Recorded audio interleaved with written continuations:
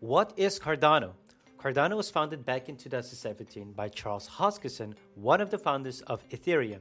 Cardano is a third-generation cryptocurrency that is named after the Italian mathematician Girolamo Cardano.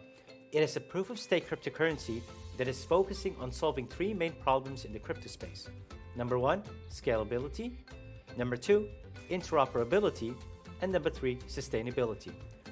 When it comes to scalability, a lot of cryptocurrencies cannot handle a lot of transactions per second.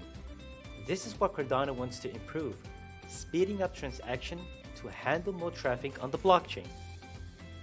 When it comes to interoperability, a lot of cryptocurrencies cannot handle transactions from other sources. Cardano wants to make sure that it can bridge to other cryptocurrencies that use other blockchains to handle transactions. This is also known as the KMZ sidechains protocol. Everybody knows that sustainability is a big problem in the crypto space.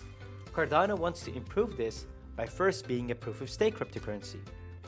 So mining is out of the charts. This is environmental friendly, and on top of that, Cardano is a self-sustainable cryptocurrency. It keeps the network alive by having a treasury which collects fees and pays them to those who make contributions to the network.